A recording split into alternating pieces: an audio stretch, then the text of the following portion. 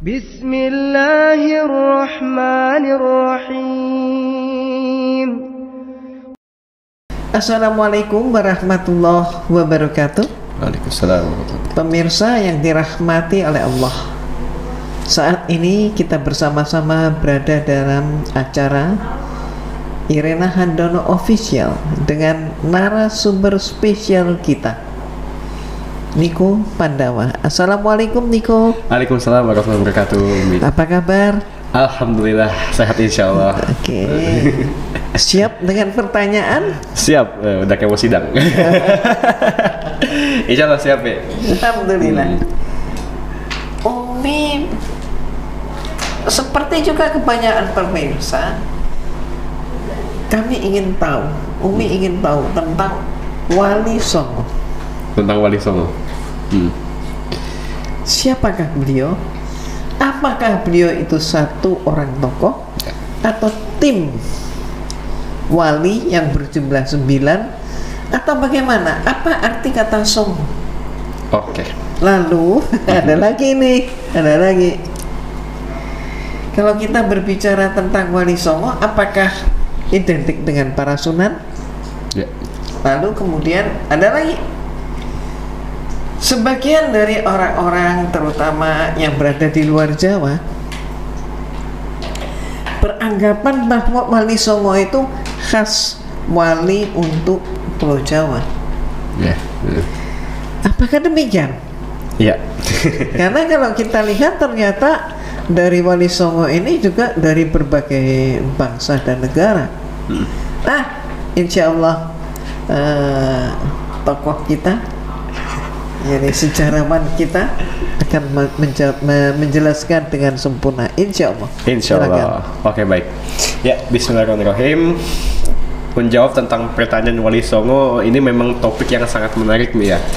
Karena memang Wali Songo ini merupakan beberapa figur. Ya, beberapa figur, bukan hanya seorang figur saja yang memang sangat masyhur di kalangan khususnya orang Jawa, yang karena Pulau Jawa ini adalah tempat dengan populasi terbesar di Indonesia, maka dengan sendirinya Wali Songo ini juga tersebar kemasyhurannya sampai ke seluruh Indonesia. Oke, jadi ke seluruh Indonesia, bahkan ke mancanegara. Dan itu juga baru bicara soal kemasyhuran. Tapi kalau kita melihat bagaimana perannya pada zaman dahulu, ini memang perlu teliti lebih dalam, karena mau bagaimanapun setenar apapun Wali Songo hari ini, berita-berita mengenai mereka masih katakanlah cukup simpang siur. Ya, kalau Umi boleh tambahkan, bahkan Umi fantastik atau apa ya, supranatural atau apa ya, misalnya tentang Sunan Kalijogo. Jadi umumnya masyarakat, khususnya umat kita, mengenalnya dari berbagai macam cerita bahwa Sunan Kalijogo itu ya penjaga sungai gitu ya, dan menjaga sungai sampai 3 tahun dengan bertapa, dan kemudian sampai tubuhnya itu penuh dengan, ada yang mengatakan penuh dengan lumut, ada yang mengatakan penuh dengan semak belukar gitu ya. Nah, seolah-olah para wali ini dijelaskan bahwa mereka menempuh kehidupan yang penuh dengan kegiatan ritual. Nah, seperti apa itu? Ya, banyak sekali pertanyaan soal Wali Songo mengenai asal usul, kebenaran cerita, atau bahkan kebenaran tentang figur historis mereka sendiri itu benar-benar ada atau tidak. Betul. Ya kan? Pertama-tama mungkin bisa kita mulai dari penamaan Wali Songo dulu ya. Tentang Wali Songo itu sendiri, bahwa perlu kita ketahui bahwa sebenarnya istilah Wali Songo itu muncul belakangan gitu. Muncul belakangan ya. Kalau kita misalkan melihat kapan para Wali Songo itu hidup, ya awal mula itu kan yang dikenal sebagai Wali Songo, salah satu wali yang pertama berdakwah di Pulau Jawa itu ada Maulana Malik Ibrahim yang makamnya sampai sekarang ada di Desa Pusponegoro di Gresik ya. Nah itu di nisannya tertulis jelas bahwa beliau itu wafat pada tahun 822 Hijriah atau 1419 ya, 1419. Berarti kan itu abad ke-15 Masehi ya. Sementara kalau yang Niko ketahui ya, sependek bacaan Niko, bahwa istilah Wali Songo itu sendiri justru baru muncul sekitar 100 tahun kemudian gitu, dinamakan oleh orang-orang yang muncul belakangan sebagai penghormatan ihtiram mereka kepada para ulama, para syekh, para kiai yang kemudian nantinya mereka sebut sebagai Wali Songo. Justru ketika orang-orang yang disebut sebagai Wali Songo ini hidup pada abad ke-15, mereka tidak dikenal sebagai wali ya, tidak dikenal sebagai wali karena di makam mereka, terutama yang paling tercatat secara jelas itu ada dua ulama, dua sunan ya, yang disebut sebagai Malik Ibrahim, Sunan Gresik, dan juga Ja'far Shadiq, Syekh Ja'far Shadiq, yaitu Sunan Kudus. Oh, Sunan Kudus. Iya, di kota Kudus. Mereka ini tercatat gelar-gelarnya dan lebih terang, mereka itu disebut dengan gelar-gelar berbahasa Arab gitu. Nggak ada atau sangat sedikit gelar-gelar mereka yang bersifat katakanlah kejawaan atau yang sifatnya lebih lokal gitu ya. Ya, sebutan Sunan, Susuhunan, Sinuhun sampai ke Wali Songo itu sendiri baru muncul belakangan. Dan ini pun juga masih menyisakan kontroversi. Ada yang menyebut Wali Songo itu, Songonya ini asal kata dari bahasa Arab sana. Sana itu artinya mulia, berarti para wali, para aulia gitu ya, yang kemudian mereka itu mulia.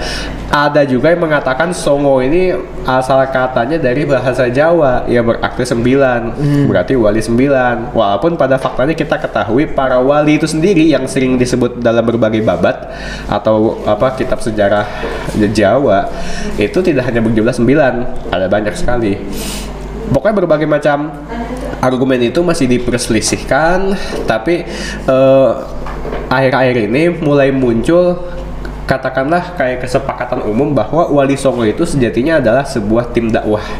Oh, itu tim dakwah. Sebuah tim dakwah yang kemudian mereka itu ditetapkan berjumlah 9 gitu. Al-Auliya At-Tis'ah ya, disebut dalam beberapa kitab Arab kontemporer bahwa mereka disebut sebagai Ahlul Halli wal Aqdi, atau orang-orang yang punya kewenangan untuk kemudian berdakwah dan juga bahkan mengesahkan atau memakzulkan kekuasaan seorang sultan gitu. Berarti kalaupun misalnya ada yang meninggal, maka diganti lagi sehingga jumlahnya 9. Betul sekali. Makanya kalau misalkan dalam buku yang saya punya, ini tulisan daripada almarhum Ustadz Rahmat Abdullah ya, Masya Allah, waktu saya nikah beliau datang ya ke nikahan saya. Cuma waktu zaman Covid kemarin beliau syahid insya Allah ya. Tapi insya Allah ilmunya bermanfaat. Dan di sini beliau menyebutkan tentang Wali Songo yang banyak itu dalam angkatan-angkatan ya. Jadi ada angkatan 1, angkatan 2, angkatan 3 dan seterusnya, yang memang akhirnya jumlahnya itu banyak. Misalkan di sini sebentar, saya saat itu dapat ininya nih, tabelnya ya. Ada angkatan pertama ya, beserta nama-nama daripada para wali ini sendiri. Jadi bukan hanya Sunan Gresik, Sunan Ampel, Sunan Giri, Sunan Bonang, Kalijogo, Kudus, Sunan Derajat, Sunan Muria, dan Sunan Gunung Jati yang selama ini masyhur. Tapi ada juga Sunan Ngudung, ya, Sunan Wilis, Sunan Manyuran, Sunan Bintoro, Sunan Bangkalan, Kertosono, Sunan Tembayat, Sunan Giri Prapen, Sunan Pedusan, ya, Peduson gitu, dan seterusnya. Jadi ada banyak Sunan Raja Wali, pokoknya banyak. Ada juga Maulana Muhammad Maghribi, Malik Israel, Ali Akbar, Hasanuddin Aliuddin, Syekh Subakir dan seterusnya. Makanya di beberapa pulau ritus Pulau Jawa, khususnya di Jawa Tengah dan Jawa Timur, itu banyak sekali makam keramat ya. Mereka yang kemudian dianggap sebagai wali songo ya. Dan itu terbagi dalam beberapa angkatan. Itu apa menurut yang info yang saya dapatkan, kira-kira begitu ya. Berarti kalau demikian terkesan wali songo ini, tim ini adalah ada yang mengutusnya. Nah, ya. Siapa itu? Nah, ini menjadi perbincangan yang menarik ya.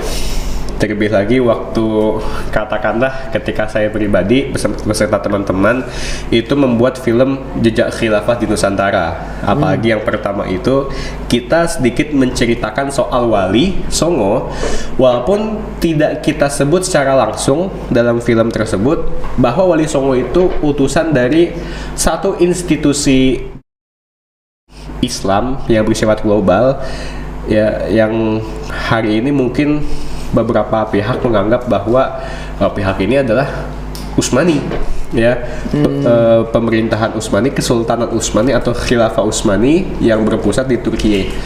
Nah, kami dalam film tersebut tidak menjelaskan secara tidak menjelaskan seperti itu bahwa wali songo itu utusan dari Khilafah Utsmani, karena memang berbeda zaman. Misalkan ketika kita melihat Sunan yang paling awal tadi, Sunan Gresik, beliau ini wafat tahun 1419 Masehi. Saat itu Utsmani belum jadi khilafah, gitu kan.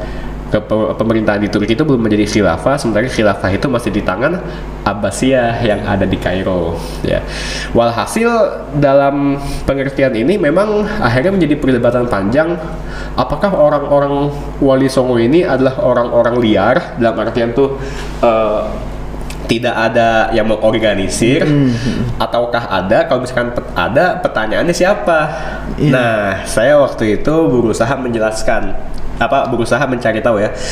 mencari tahu, meneliti, terutama dengan pendekatan yang jarang digunakan oleh orang-orang, khususnya dari segi arkeologi. Jadi kan kalau misalkan wali songo itu beserta nama-nama yang banyak tadi, itu rata-rata didapatkan kan dari dua sumber, tradisi tutur tinular dari turun-temurun yang mungkin kalau di dunia Arab Timur Tengah itu ada ilmu hadis, ada ilmu jarh ta'dil, itu jadi aman lah, jadi bisa menentukan apakah riwayat ini sahih atau dhaif atau maudhu dan sebagainya. Tapi kalau di Indonesia, di Nusantara susah ya. Tradisi itu belum begitu menghujam. Nah, jadi ini masih kurang bisa dipegang keakuratannya. Ya, yang kedua adalah sumber filologis. Filologis itu berarti kita mengambil sumber sejarah primer, sumber sejarah yang utama dari sumber-sumber arsip ataupun manuskrip. Ya, jadi kayak kitab-kitab kuno gitu. Itu kan banyak tuh. Ada sumber-sumbernya, misalkan disebutkan ada Babat Tanah Jawa, ada Hikayat Hasanuddin, kemudian ada Serat Walisana di zaman Sultan Agung Hanyakrokusumo. Pokoknya banyak sekali itu babat-babat, hikayat-hikayat yang menceritakan soal wali songo, tapi tadi kembali kurang bisa dipegang keakuratannya. Mungkin ada benernya, tapi ya perlu penelitian mendalam. Maka kembali saya itu melihat dari segi arkeologis, terutama ketika melihat bagaimana penampakan atau tinggalan wali songo generasi pertama yang alhamdulillah hari ini itu masih ada peninggalannya yang masih rapih untuk dibaca. Oh, alhamdulillah. Jadi kembali lagi, sosok ini adalah kita melihat dari tinggalan sejarah seorang bernama Malik Ibrahim alias Sunan Gresik. Ya, jadi ini mungkin Umi bisa lihat dan pemirsa bisa lihat ya. Ini adalah fotografi daripada makam nisan Malik Ibrahim ya, yang ada di Gresik, terkenal dengan sebutan Sunan Gresik. Nah, di sini ada berbagai kalimat bahasa Arab yang dipahat dan dinamakan dalam ilmu arkeologi itu sebagai epitaf atau inskripsi. Dan di sini tuh luar biasa Mi, masih terbaca sangat jelas ya. Jadi misalkan di sini kelihatan ya Mas Asep, bukan Mas Asep. Maksudnya nggak apa silau, nggak apa namanya, coba nih tambahin brightness ya. Sampai kinclong. Nah, jadi jelas Mi ya di sini. Saya ingin menyebutkan dulu, saya sudah apa namanya mentranskrip lah istilahnya mah. Jadi transkripan saya mengenai teks ini, saya sebutkan di sini. Ini nanti akan menjelaskan Mi ya tentang siapa yang mengutus Wali Songo ini. Jadi di sini, ini kan tadi ada beberapa panel sudah saya potong-potong dan saya transkrip. Di sini tertulis ya surat At-Taubah di 2 panel pertama, surat At-Taubah ayat 21 dan 22. A'udzubillahi minasyaitonirrajim. Yubasyyiruhum rabbuhum birahmatin minhu wa ridwan wa jannatin lahum fiha na'imum muqim khalidina fiha abadan innallaha indahu ajrun azim. Jadi ayat ini menjelaskan tentang balasan bagi orang yang dalam ayat 20, ayat At-Taubah ayat 20, bagi orang yang berdakwah, berjihad dan berhijrah. Nah, ini kan sangat relate dengan amal yang dilakukan oleh para wali songo. Baru di bawahnya disebutkan identitas dari setiap pemilik makam. Ya, Haza al-qabru al-marhum al-maghfur ar-raji ila rahmatillahi ta'ala. Jadi ini adalah kubur daripada almarhum, orang yang dirahmati, orang yang mendapat ampunan, yang mengharapkan rahmat daripada Allah. Baru disebutkan gelar-gelarnya. Mufakharul umara, ya, kebanggaan para penguasa. Omdatus salatin wal wuzara, penyangga para sultan dan para wazir. Muhibbul masakin wal fuqara, pecinta orang-orang miskin dan fakir. As-sa'id asyahid, orang yang berbahagia dan syahid. Burhanud daulah wad din, penerang negara dan agama. Baru disebut namanya Malik Ibrahim ya. Al-Ma'ruf, yang terkenal sebagai kakek Pati Bantal. Ini ada campuran bahasa lokal. Tagom madahullahu birahmatin wa ridwan wa askanahu fi daril jinan tufiya yaumal isnaini fi tsani asyara min rabiil awal sanata isnaini wal ishrin wa samanun mi'atin. Jadi beliau wafat tahun pada tanggal 12 Rabiul Awal, bertepatan dengan Maulid Nabi, dan juga tahun 822 Hijriah alias 1419. Nah, inti daripada kalimat ini ada beberapa kata kunci yang bisa menjelaskan beberapa hal nih. Jadi misalkan disebutkan di sini bahwa Sunan Gresik adalah orang yang menjadi mufakharul umara, ya, kebanggaan para penguasa. Begitu juga Omdatus salatin wal wuzaro, penyangga para sultan dan wazir. Nah, pertanyaannya, beliau ini kan makam di Gresik. Ya kan, Gresik saat itu tahun 1400-an masih dikuasai oleh Majapahit. Majapahit bukan kesultanan, ya. Dia itu masih kerajaan yang memegang agama Shiva, Hindu ya, agama Hindu lah. Agama Hindu. Penerus daripada Kediri. Pertanyaannya, sultan mana yang dimaksud oleh makam ini yang kemudian menjadi yang disangga atau yang diperbantukan oleh Malik Ibrahim, Sunan Gresik? Ya. Satu-satunya kesultanan yang ada di Nusantara saat itu adalah Pasai. Sumatera, Pasai. Dan ini sangat relate, sangat Sumatera Pasai, Samudra Pasai sama saja. Samudra Pasai, tapi lebih afsoh atau lebih benarnya itu Sumatera. Nggak pakai dal tapi pakai tok gitu ya. Nah, Pasai ini adalah sebuah kesultanan Islam yang luar biasa, di mana dalam makam pendirinya itu Malikus Sholih itu tertulis jelas bahwa beliau ini adalah seorang Al-Fatih.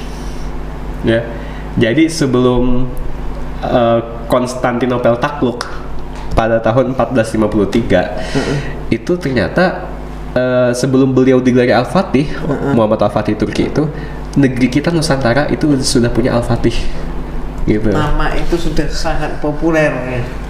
Sangat populer ya, dan ini mendahului 200 tahun sebelum Muhammad Al-Fatih yang di Turki, yang Utsmani. Ya, jadi kubur daripada Malikus Sholih, memang biografinya itu tidak banyak diceritakan, tapi cukup daripada nisan ini kita bisa melihat Haza al-Qabru al-Maghfur, ya. Haza al-Qabru al-Maghfur, At-Taqiyun Nasih, ya, orang yang kemudian bertakwa, penasihat, Al-Hasibun Nasib, ya, orang yang berhasab dan bernasab, genealoginya itu bagus. Al-Abid, orang yang menjadi hamba Allah, ya, suka beribadah. Al-Fatih, sang pembebas.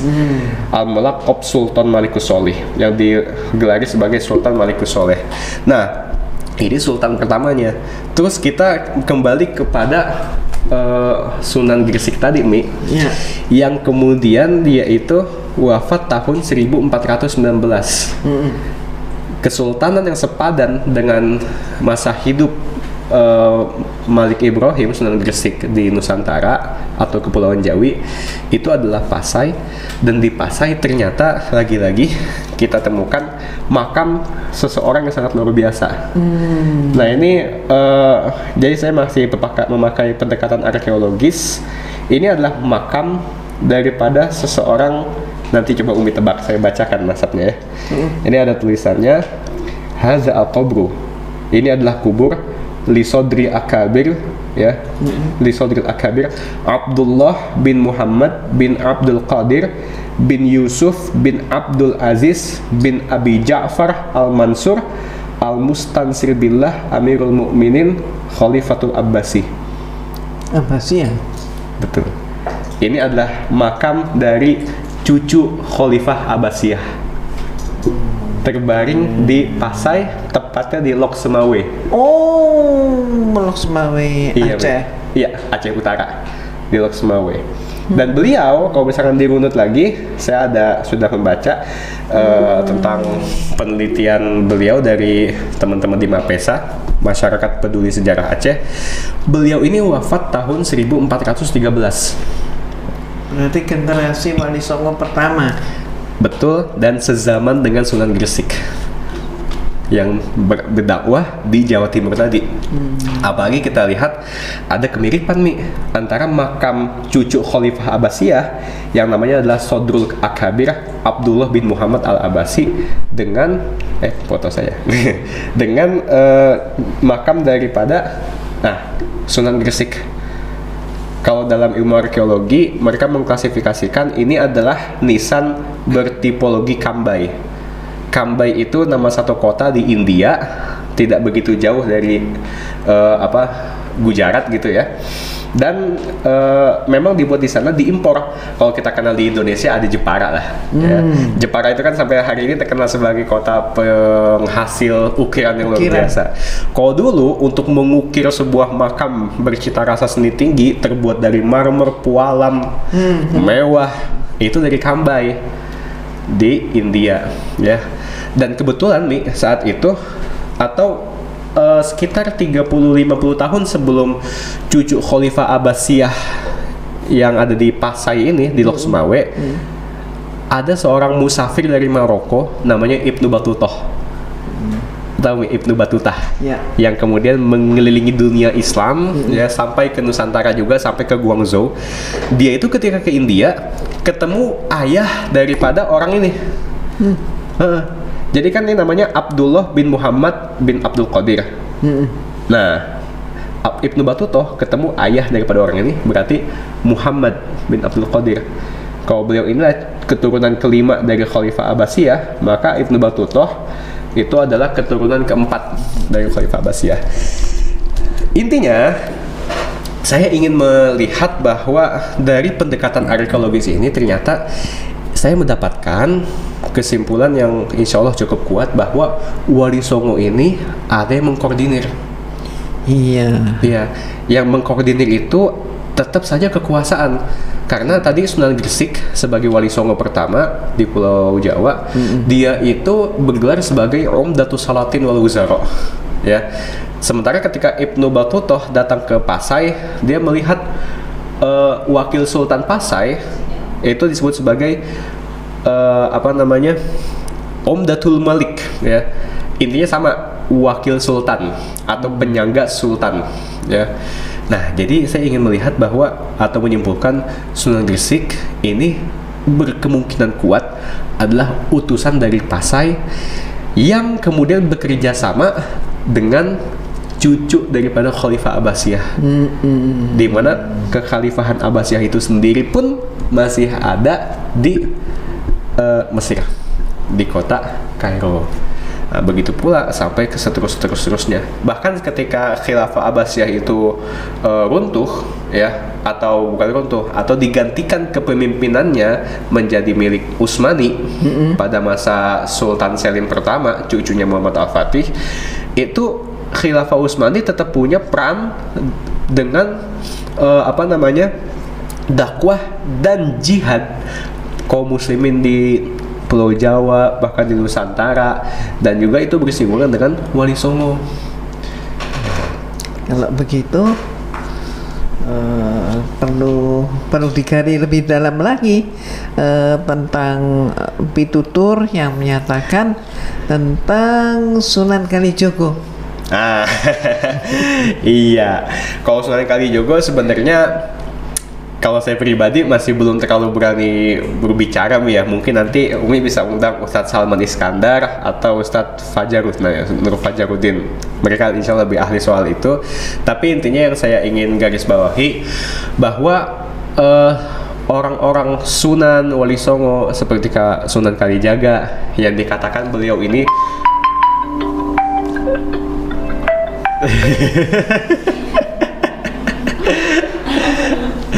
Oke, saya lanjut. Oke, kita bisa melihat misalkan Sunan Kalijaga yang dikatakan bahwa beliau ini pada awalnya adalah seorang anak adipati salah satu kadipaten dari Majapahit, namanya adalah Raden Said.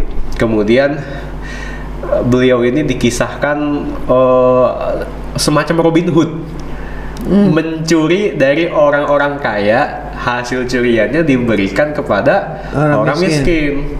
Ketemu dengan seseorang wali, salah satu wali yang lebih senior daripada Raden Said, calon Sunan Kalijaga ini, namanya adalah Sunan Ampel dari Ampel Denta. So dia nasihatin, ente kalau kayak gitu nih sama aja ente nyuci baju pakai air kencing, ya, gitu. Berarti kan nyuci baju supaya bersih, tapi pakai air seni, pakai air buang air kecil kan jadinya ya sama aja. Akhirnya tobat lah.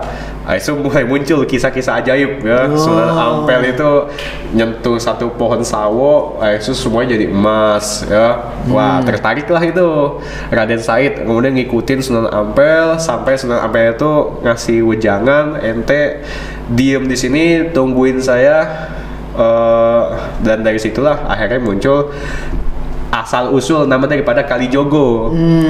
Karena Raden Said muda itu ditugaskan atau diberi wejangan oleh Sunan Ampel agar si Raden Said menunggu Sunan Ampel sampai kembali.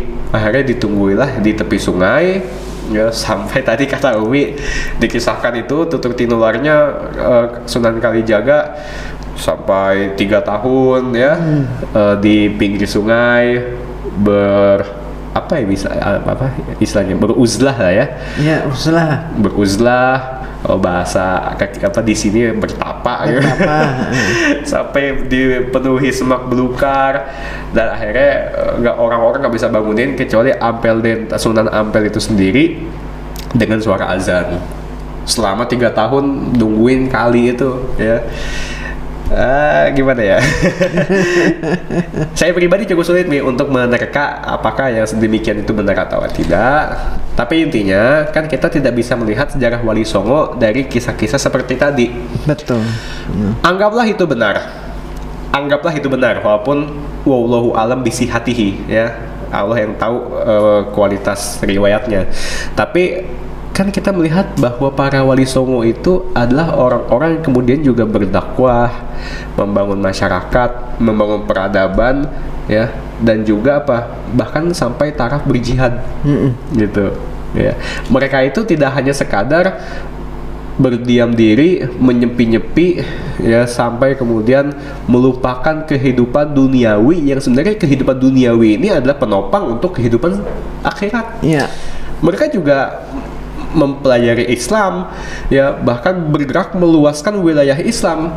Karena kita melihat orang-orang seperti Sunan Kalijaga, ya, kemudian Sunan Kudus, ini adalah orang-orang yang lebih junior daripada Sunan Gresik, dan mereka kebetulan hidup ketika Khilafah Utsmani sedang jaya-jayanya, di bawah pimpinan Sultan atau Khalifah Sulaiman Al-Qanuni, gitu, Mi. Maka mungkin saya ingin ini, Mi, kalau tadi Sunan Kalijaga saya mungkin hanya bisa sedikit cerita, tapi saya ingin menceritakan satu sosok wali atau sunan yang kemudian jejak sejarahnya itu sangat nyata dan bersifat arkeologis sehingga bisa diterka, ya. Umi pernah ke Masjid Kudus? Iya. Pernah, Mi, ya? Betul. Yang berkesan dari Masjid Kudus itu menurut Umi apa? Nggak pakai paku. Nggak pakai paku. Ada lagi, Mi? Ya, apa namanya? Menaranya. Menaranya seperti itu tidak mungkin dibuat oleh arsitektur yang seadanya dan ditilik dari gayanya, bahkan mengikuti gaya candi-candi. Oh ya, kan? Dikatakan agar orang-orang Hindu Majapahit itu supaya tertarik untuk ikut acara pengajian lah, acara keislaman lain, sebagai medium dakwah lah. Termasuk wayangnya, ya. Termasuk wayangnya. Sunan Kalijaga kan juga terkenal dengan wayangnya, ya. Dari situ banyak sekali nilai-nilai filosofis yang bisa digali, ya. Bagaimana kemudian dikisahkan Sunan Kalijaga itu menghindari bentuk yang menyerupai manusia, sehingga wayang itu bisa kita lihat bentuknya semar, lehernya ya semar, leher panjang, tangannya gini-gini kan, ya. Itu sebenarnya wayang itu tradisi yang mendunia. Di Turki itu juga ada wayang, gitu, ya. Maka bisa kita lihat ini adalah budaya yang transnasional yang tidak genuine dari Nusantara, tapi juga dibawa oleh para wali itu sendiri yang asalnya dari berbagai bangsa. Tadi misalkan disebutkan ada salah satu sunan wali julukannya Asmarakandi. Dia ini kan dari Samarkand, ya. Samarkand di Uzbekistan. Jadi kan masih suku-suku Turki, ya. Turki, Turkoman gitu. Kemudian ada Maulana Maghribi. Maghrib itu kan dari Maroko. Berarti ada wali songo yang berasal dari Maroko. Ada yang berasal dari Arab. Dan kembali ke Sunan Kudus, ya. Ini adalah seorang sunan wali yang berasal dari Al-Quds. Oh, Al-Quds. Makanya satu-satunya kota di Pulau Jawa yang mengambil langsung namanya dari bahasa Arab dan repro daripada salah satu kota penting dunia Islam, yaitu kota Kudus. Gitu, Mi. Karena kota Kudus diambil dari nama Al-Quds. Nah, tadi kembali, Mi, ke masalah Masjid Kudus, ya. Ada menara di situ, ada makam Sunan Kudus itu sendiri. Hanya saja saya tertarik dengan ini, Mi. Nah, Umi pernah lihat waktu ke Masjid Kudus? Atau tidak sadar? Nggak sadar, Umi. Nah, ini letaknya ada di atas mihrab. Wah. Letaknya ada. Perlu diulangi. Perlu kesana lagi, Mi, ya. Nah, ini saya ambil dari bukunya Guillot dan Calus, ya. Jadi mereka ini adalah arkeolog dari Perancis. Nah, mereka kemudian meneliti inskripsi tulisan Arab pahatan yang ada di atas mihrab Masjid Kudus ini. Sampai sekarang ada kan? Masih ada sampai sekarang di atas mihrab di dalam masjid. Gitu. Dan ternyata ini tulisannya luar biasa, Mi. Saya bacakan, ya. Nah, Bismillahirrahmanirrahim. Banal Masjidil Aqsa wa Baladil Quds khalifatu hadzal dahri hina mukamil yastajzi ghadan fil jannatil khuddi nazlan wa qurban. Bismillahirrahmanirrahim. Telah dibangun Masjid Al-Aqsa, jadi nama Masjid Kudus, nama aslinya Al-Aqsa, ya. Wa Baladil Quds, dan kota Kudus, kota Al-Quds atau Kudus. Siapa yang membangun? Khalifatu hadzal dahr, khalifah di zaman ini. Jadi yang membangun Masjid Kudus itu adalah khalifah di zaman ini. Nah, pertanyaannya siapa? Ansya'a hadzal masjidil mubarak al-musamma bil Aqsa khalifatullah fil ard. Ya, jadi Masjid Al-Aqsa ini masjid yang mulia ini, yang penuh berkah ini, yang dinamakan sebagai Al-Aqsa, dibangun oleh khalifatullah fil ard, seorang khalifah Allah di muka bumi.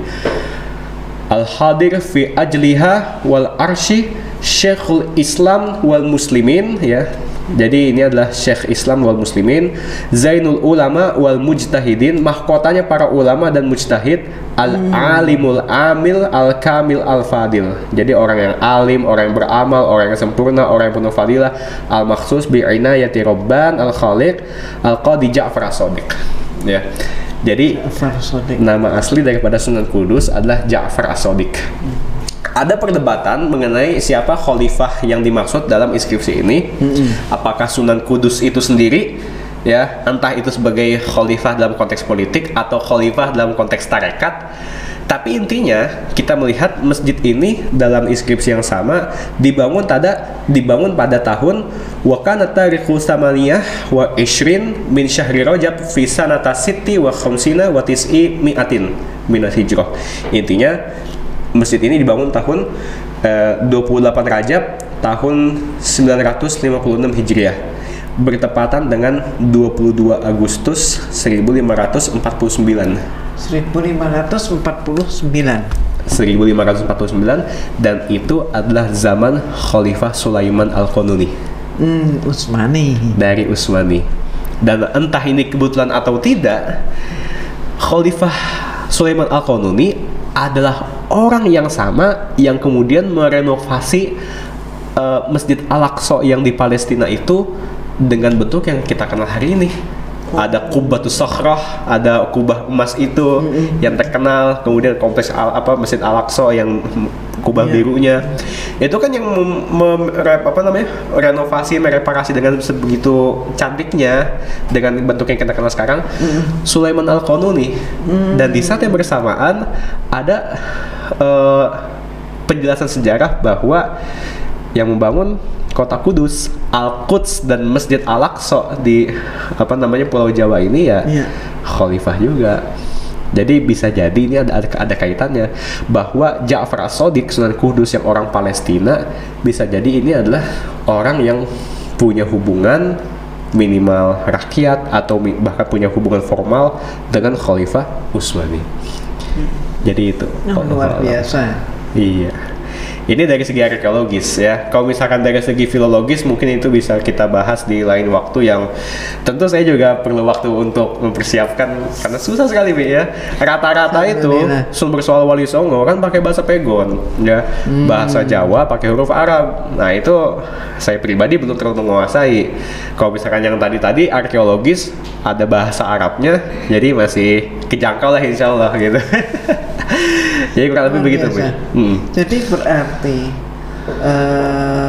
kekuasaan atau pengaruh Islam saat itu adalah benar-benar sudah mendunia. Sudah mendunia. Dan teknologinya juga sudah tinggi. Betul. Luar biasa. Bahkan kan ini, ya, sebagai tambahan, Sultan keempat daripada Demak namanya adalah Sunan Prawoto. Wah, gelarnya Sunan juga. Kemungkinan dia juga salah satu daripada Wali Songo. Dia itu pernah berkata kepada utusan Portugis yang datang kepadanya mengenai tekad dia pribadi. Apa tekadnya?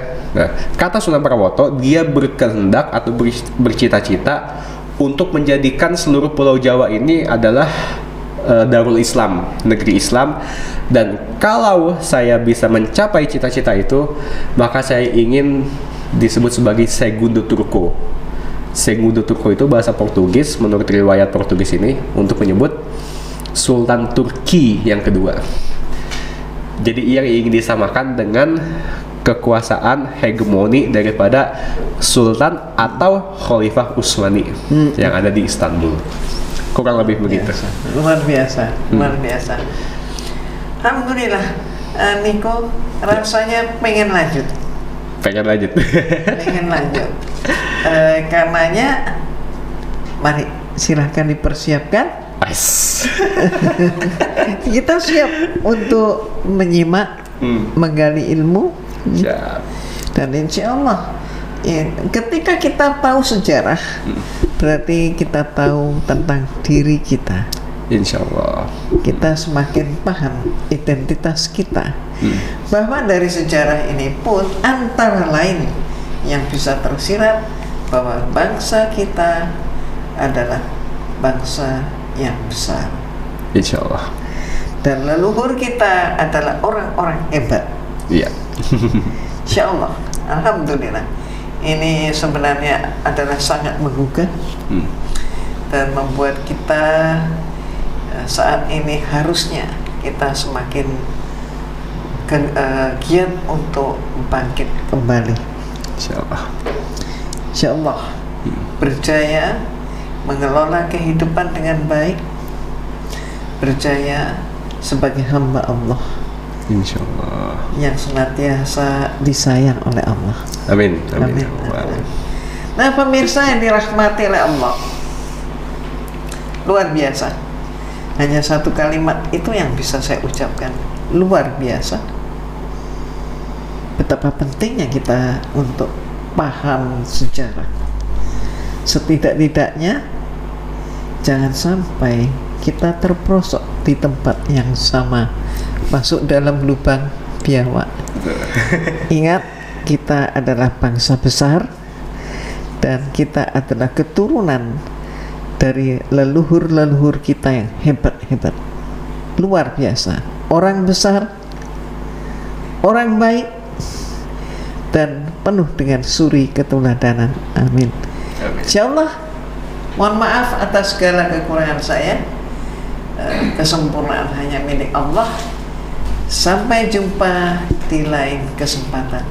Wassalamualaikum warahmatullahi wabarakatuh. Waalaikumsalam. Riko pamit dulu ya. Siap, Umi. Masya Allah, alhamdulillah. Makasih banyak, Bu ya. Terima kasih Niko.